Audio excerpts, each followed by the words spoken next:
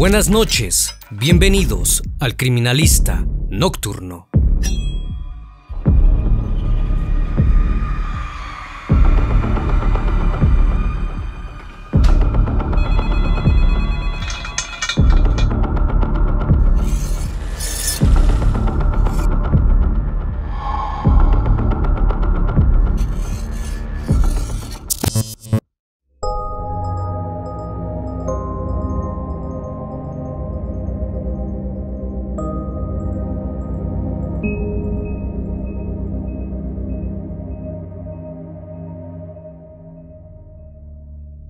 Año 2013. El primer patrullero demoró menos de 5 minutos en llegar a la casa de la avenida Seymour, 2207, en el barrio residencial Tremont, en Cleveland. Mientras se dirigían al lugar del que habían recibido la llamada de auxilio, los agentes seguían sin creer lo que habían oído. La joven que se había comunicado, Amanda Berry, llevaba una década desaparecida. El rostro que ahora veían era idéntico al de las fotografías con las que se había buscado incansablemente casi 10 años atrás. A su lado había una niña de 6 años que no se desprendía de ella, pero eso no era todo.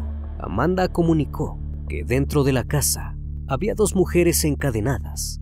La propiedad pertenecía a un sujeto llamado Ariel Castro, quien minutos más tarde fue arrestado por la policía al ser reconocido por sus víctimas como su agresor. El Criminalista Nocturno. Ariel Castro nació en Yauco, Puerto Rico, en 1961. Unos años después, su familia se mudó a los Estados Unidos y se instaló en la ciudad de Cleveland. Quienes lo conocieron a lo largo de su vida aseguraban que era un hombre muy divertido y amable, pero la realidad es que siendo ya un adulto, comenzó a mostrar su lado más oscuro. Castro estuvo casado con Grimilda Figueroa hasta que se divorciaron en el año 1996. La principal razón de la ruptura fue que Castro se comportaba de forma violenta, tanto con su esposa como con los 3 niños que engendraron. La golpeaba constantemente. Su exmujer incluso tuvo que interponer varias denuncias contra Castro por atacarla. La última fue en 2005. Castro se encontraba disconforme con el régimen de visitas impuesto por el juez. Incluso llegó a retener a sus hijas, Ariel y Arlene, para poder pasar tiempo con ellas.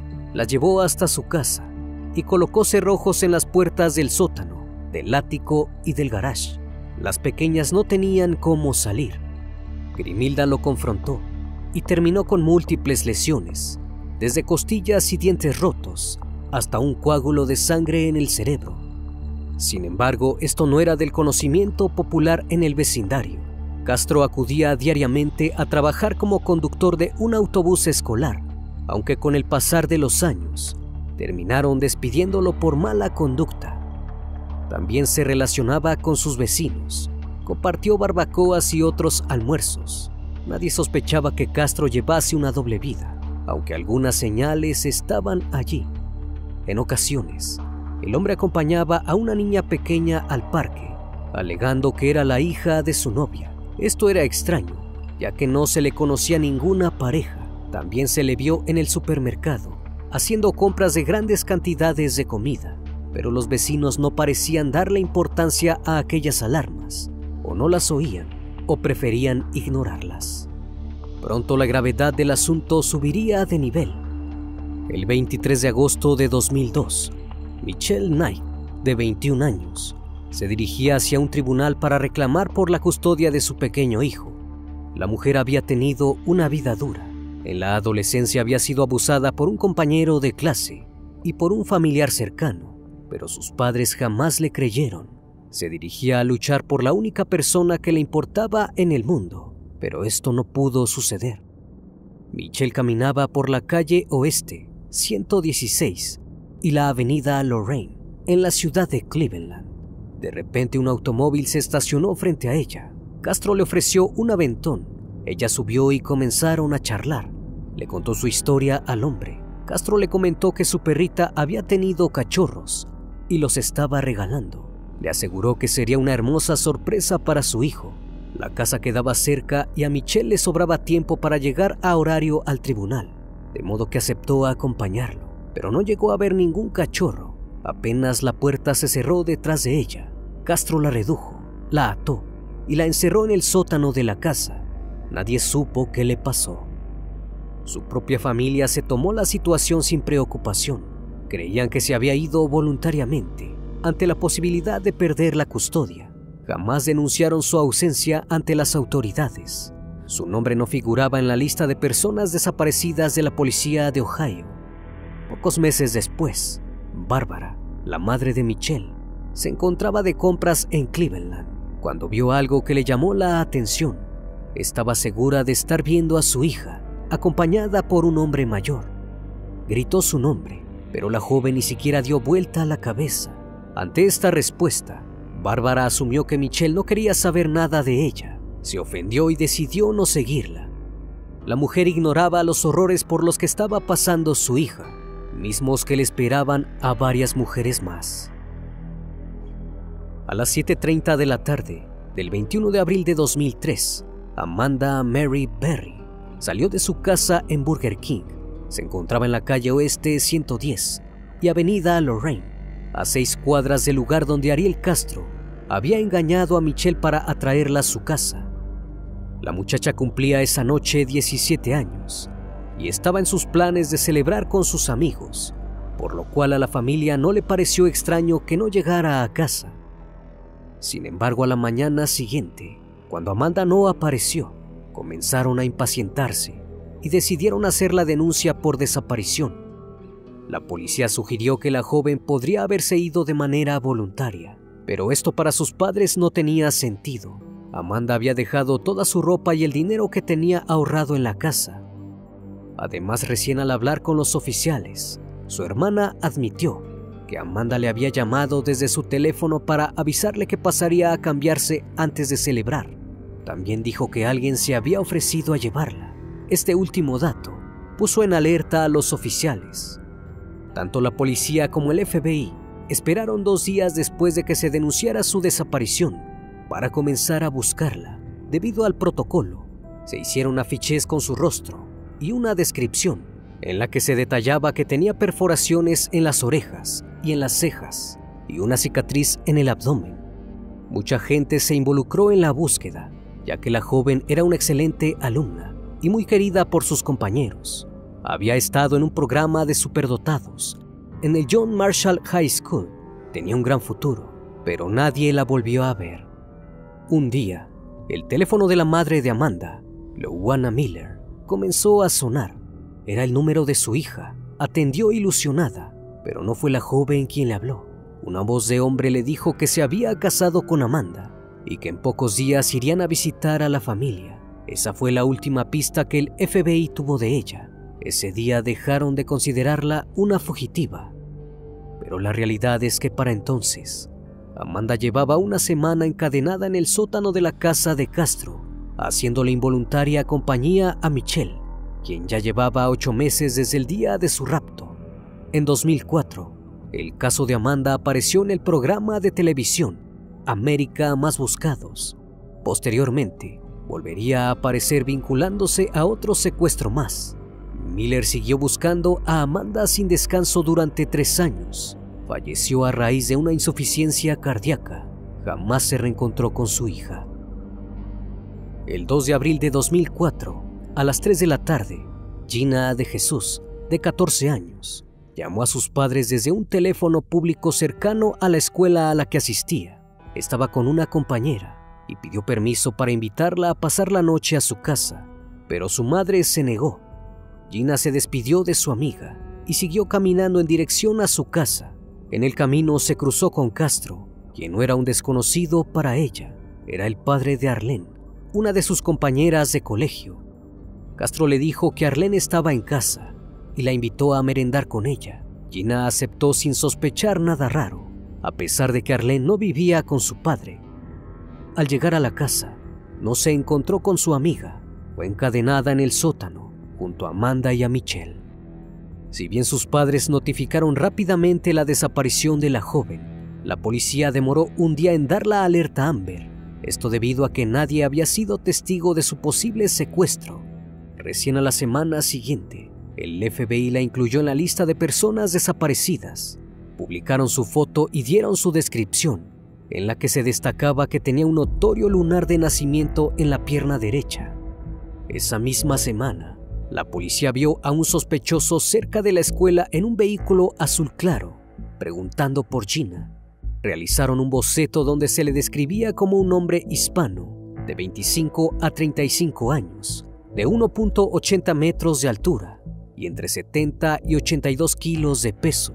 También parecía tener ojos verdes y barba. Si bien la descripción correspondía vagamente con la de Ariel Castro, nadie pensó en él. El boceto no sirvió para nada.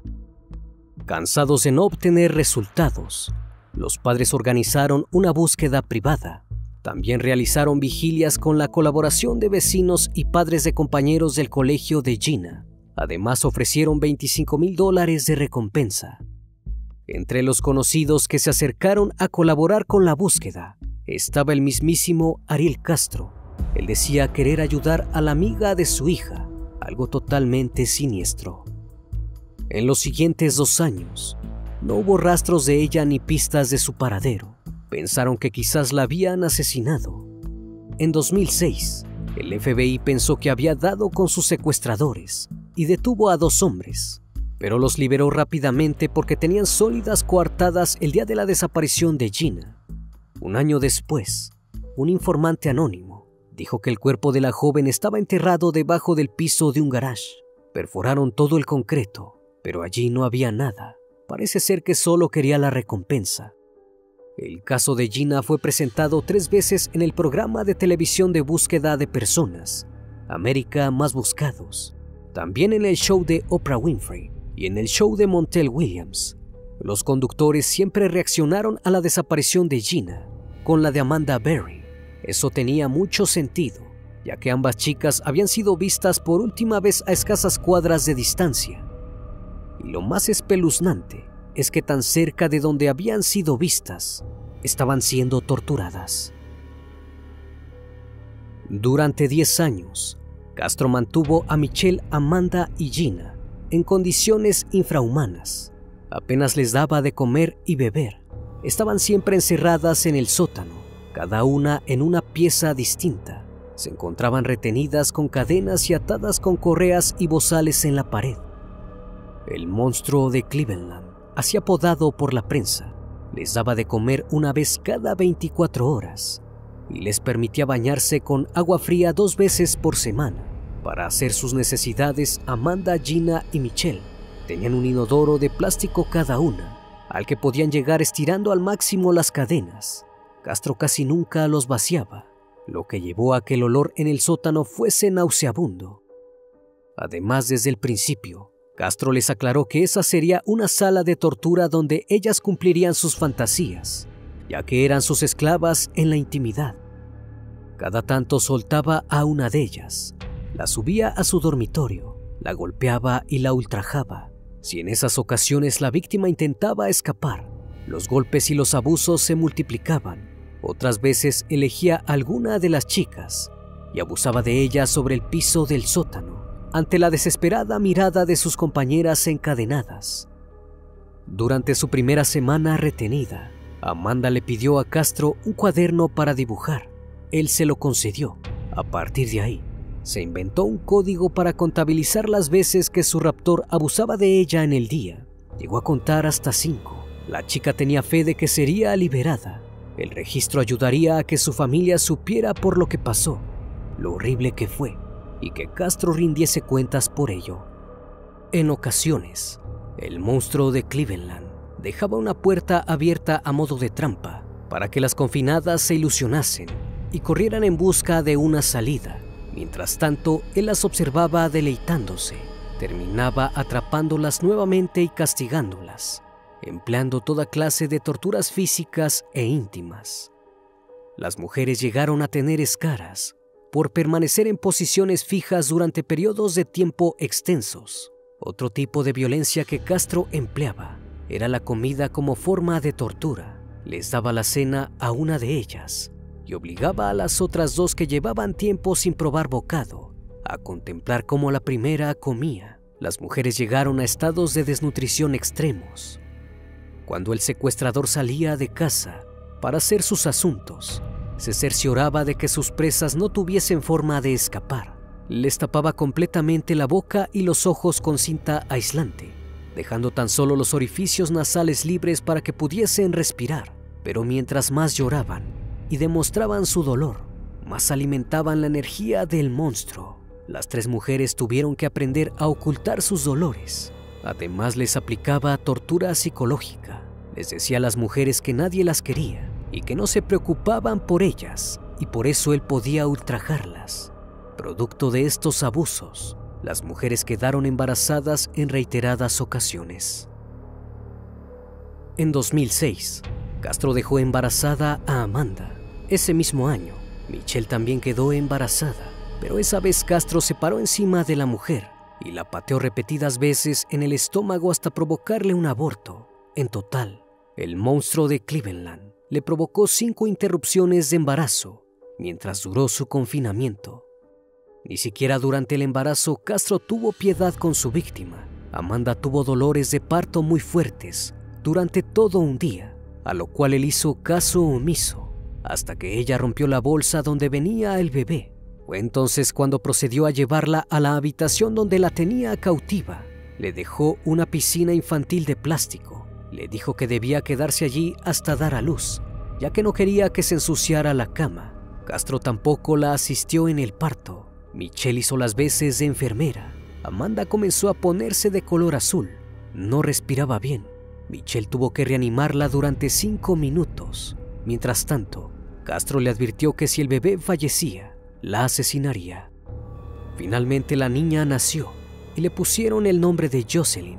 Tanto Michelle como Amanda y Gina intentaron que la niña tuviera la mejor vida posible en el siniestro sótano. Le inventaban juegos y le enseñaron a leer y escribir. Amanda simulaba que caminaban juntos a la escuela. Le decía que la quería todos los días. En varias ocasiones, Castro llevó a la niña a pasear por el parque. La pequeña le decía abuelo.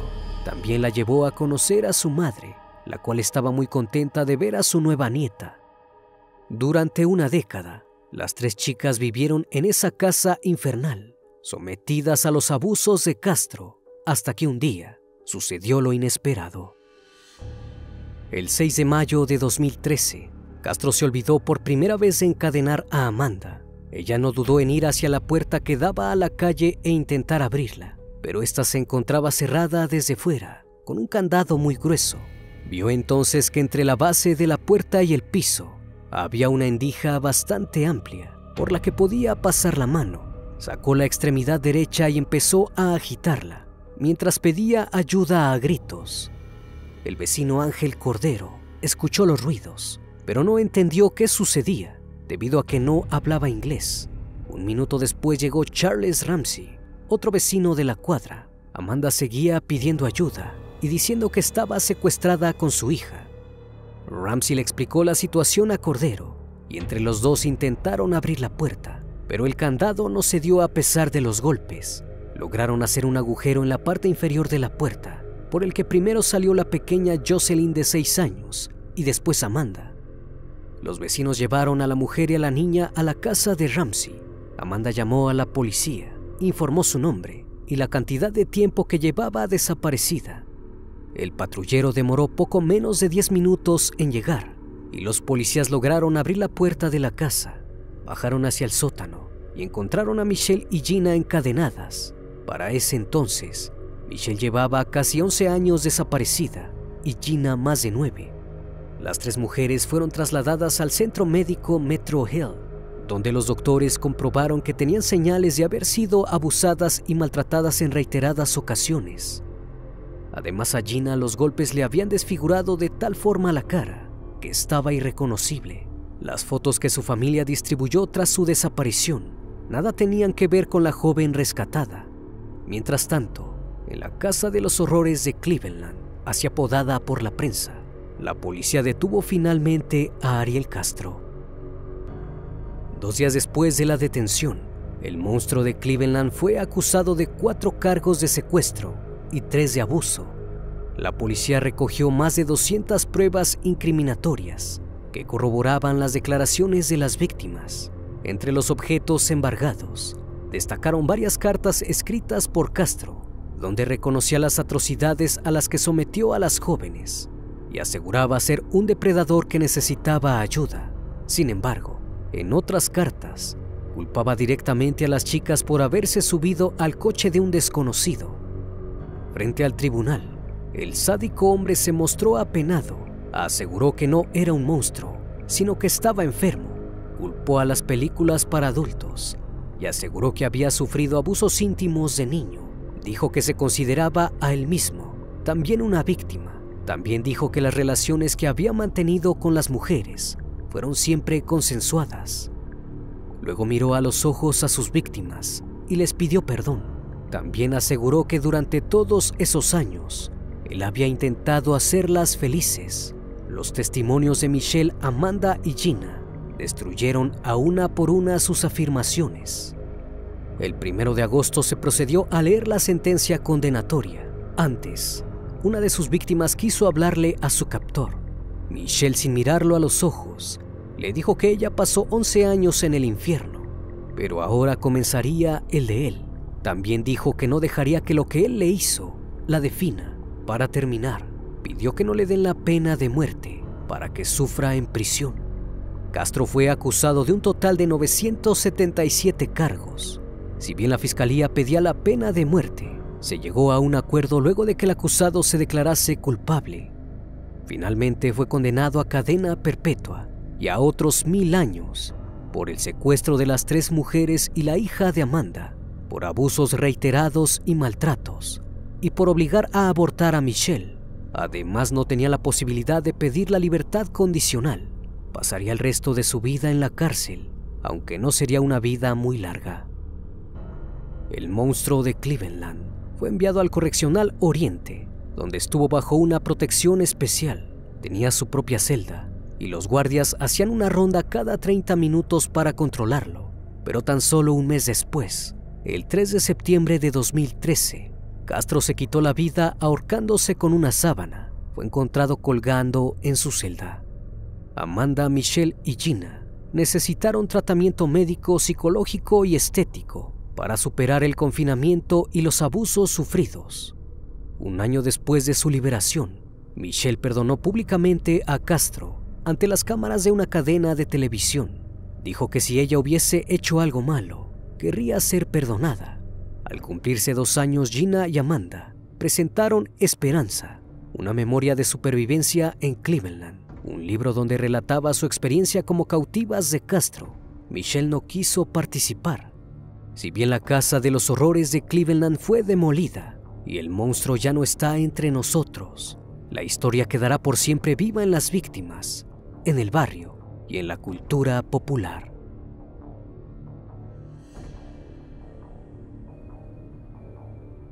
Una vez más, estimado público, agradezco su compañía. Gracias por brindar un espacio de su tiempo para conocer un caso más de este canal. Si aún no estás suscrito, te hago la cordial invitación a que lo hagas y formes parte de esta gran comunidad. Esto es El Criminalista Nocturno. Hasta la próxima emisión. Buenas noches.